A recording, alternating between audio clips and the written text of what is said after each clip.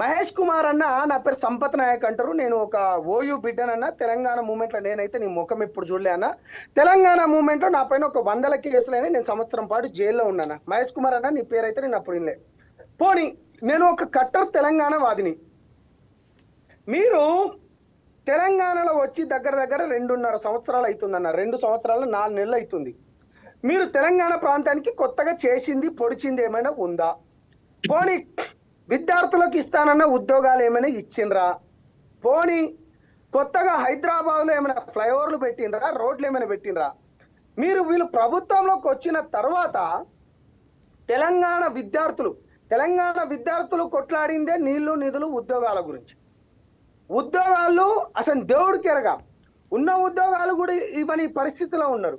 వీళ్ళు కొత్తగట వీళ్ళ రేవంత్ రెడ్డి గారు అంటారు. అసలు అతను ఏం మాట్లాడుతాడో అతనికైనా తెలుసో తెలియదు. ఆదిలాబాద్ లో పోతాడు 70,000 ఉద్యోగాలు అంటాడు. ఖమ్మంలో పోతాడు 90,000 ఉద్యోగాలు అంటాడు. మహబూబ్ నగర్ లో పోతాడు 1,00,000 ఉద్యోగాలు అంటాడు. వీళ్ళ ఇంకా చెప్పేది పవన్ కళ్యాణ్ గారి గురించి. పవన్ కళ్యాణ్ గారు చాలా సందర్భంలో చెప్పిండ్రు. ఏం చెప్పిండ్రు? నేను పార్టీ పెట్టడానికి గల కారణమే తెలంగాణ వ్యక్తులు, తెలంగాణ వ్యక్తిత్వం, తెలంగాణ ఉద్యమకారులు అన్నాడు. అనేక సందర్భాల్లో మా నాయకుడు చాలా క్లియర్గా చెప్పిండు. అంతేనా? తెలంగాణ ఉద్యమ స్ఫూర్తితో పాటు గదరన్న లాంటి వాళ్ళని కూడా స్ఫూర్తి తీసుకున్నాం అన్నారు.